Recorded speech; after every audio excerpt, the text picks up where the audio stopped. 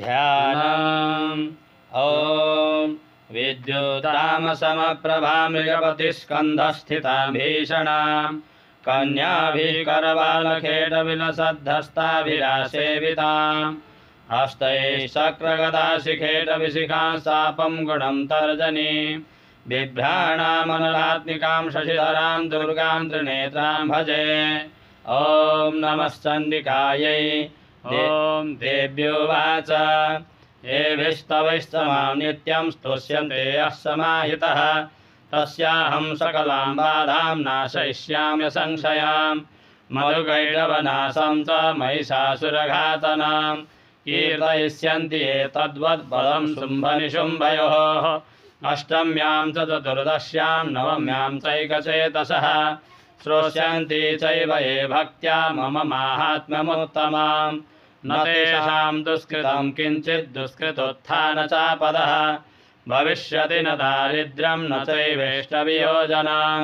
शत्रुतो न भयं तस्य दस्युतो वा न राजतः न शस्त्रानलयो योगात् कदाचित् सम्भविष्यति तस्मात् ममैतन्माहात्म्यं पठितव्यं समाहितैः श्रोतव्यं च सदा भक्त्या परं स्वस्त्ययनं हितात् उपसर्गानशेषांस्तो महामारी समुद्भवान् तथा त्रिविधमुत्पातं माहात्म्यं शृण्वन्मम यत्रैतत्पठ्यते सम्यक् नित्यमायतने मम सदा न तद्विमोक्ष्यामि सान्निध्यं तत्र मे स्थिताम् बलिप्रदाने पूजायामग्निकार्ये महोत्सवे सर्वं ममैतच्चरितमुच्चार्यं श्राव्यमेव च जानता जानता वापि बलिपूजां तथा कृतां प्रतिष्ठिष्याम्यहं प्रीत्या वह्निहोमं तथा कृतां शरत्काले महापूजा क्रियते या च वार्षिकी तस्यां ममैतन्माहात्म्यं श्रुत्वा भक्तिसमन्वितः सर्वा बाधा विनिर्मुक्तो धनधान्यसुतान्वितः मनुष्यो मत्प्रसादेन भविष्यति न संशयः श्रुत्वा ममैतन्माहात्म्यं तथा चोत्पत्तयः सुराः पराक्रमं च युद्धेषु जायते निर्भयः पुमान् रिपवः संशयं यान्ति कल्याणं चोपपद्यते नन्दते च कुलं पुंसां माहात्म्यं मम शृण्वताम् शान्तिकर्मणि सर्वत्र तथा दुःस्वप्नदर्शने ग्रहपीडासु चोग्रासु माहात्म्यं शृणुयान्मम उपसर्गः समं यान्ति ग्रहपीडाश्च दारुणाः दुःस्वप्नं च निविदृष्टं सुस्वप्नमुपजायते बालग्रहा हि भूतानां बालानां शान्तिकारकां सङ्घातभेदे च नृणां मैत्रीकरणमुत्तमां दुर्वृत्तानां शेषाणां बलहानिकरं परां रक्षो भूतपिशाचानां पठनादेव नाशनां सर्वं ममैतन्माहात्म्यं मम सन्निधिकारकं पशुपुष्पार्घ्यधूपैश्च गन्धदीपैस्तथोत्तमैः विप्राणां भोजनैर्होमैः प्रोक्षणीयैरहर्निशाम् अन्यैश्च विविधैर्भोगैः प्रदानैर्वत्सरेण या प्रीतिर्मे क्रियते सास्मिन् सकृत्सुचरिते श्रुते श्रुतं हरति पापानि तथारोग्यं प्रयच्छति रक्षां करोति भूतेभ्यो जन्मनां कीर्तनं मम युद्धेषु चरितं यन्मे दुष्टदैत्यनिवर्हणां तस्मिन् श्रुते वैरिकृतं भयं पुंसा न जायते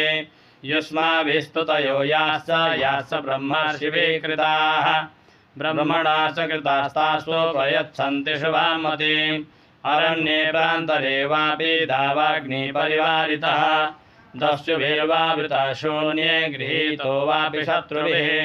सिंहव्याघ्रानुयातो वा वने वा वनहस्तिभिः राज्ञा क्रुद्धेन चाज्ञप्तो बध्यो बन्धगतोऽपि वा आघोरिणितो वा पातेन स्थितः पोते महार्णवे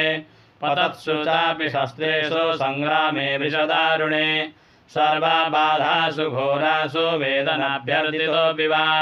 स्मरन् ममैतच्चरितं नरो मुच्येत सङ्कटात् मम प्रभावः सिंहाद्यादस्य भो वैरिणस्तथा दूरादेव पलायन्ते स्मरतश्चरितं मम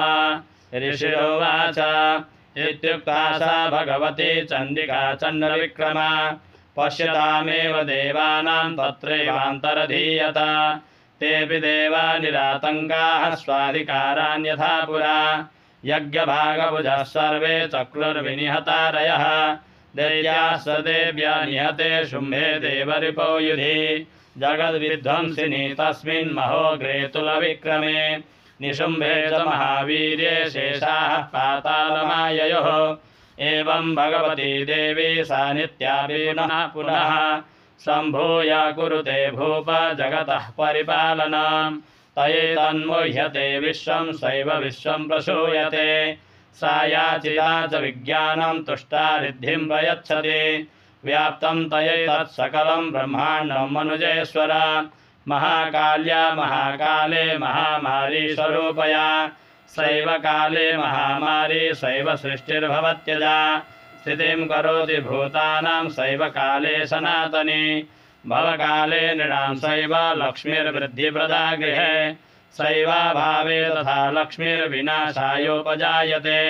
स्तुता सम्पूजिता पुष्पैर्धूपगन्धादिस्तथा ददाति वित्तं पुत्रां स मतिं धर्मे गतिं शुभाम् ॐ ध्यानम् बालार्कमण्डलाभासां चतुर्बाहुं त्रिलोचनां पाशाङ्कुशपराभीतिर्धारयन्तीं शिवां भजे ॐ नमः चण्डिकायै ॐ ऋषिरुवाच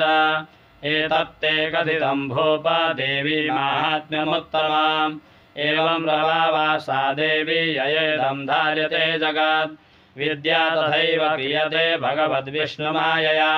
तया तमेश वैश्यश्च तथैवान्ये विवेकिनः मोह्यन्ते मोहिताश्चैव मोहमेष्यन्ति चापरे तामुपैहि महाराज शरणं परमेश्वरीम् आराधिता सैव नृणां भोगस्वर्गापवर्गदा मार्कण्डेय उवाच इति तस्य वचः श्रुत्वा सुरथः स नराधिपः प्रणिपत्य महाभागं तं ऋषिं संश्रितव्रतां निर्विण्डोति ममत्वेन राज्यापहरणेन च जगाम सद्यस्तपसे स च वैश्यो महामुने सन्दर्शनार्थमम्बाया नदीपुलिन संस्थितः स च वैश्यस्तपस्तेपे देवी सूक्तं परं जपं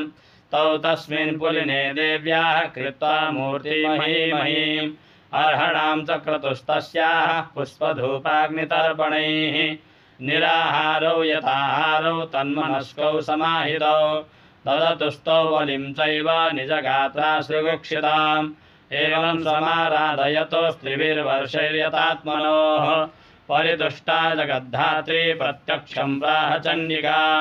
देव्योवाच यत्प्रार्थ्यते त्वया भूप त्वया च कुलनन्दन मत्तस्तत्प्राप्यतां सर्वं परितुष्टा ददामि तत् मार्कण्डेय उवाच ततो वव्रे निभो राज्यमभिभ्रंशन्यजन्मनि अत्रैव च निजं राज्यं हतशत्रुबलं बलात् सोऽपि वैश्यस्ततो ज्ञानं बभ्रे निर्विण्णमानसः ममित्यहमिति प्राज्ञः सङ्गविच्युतिकारका देव्योवाच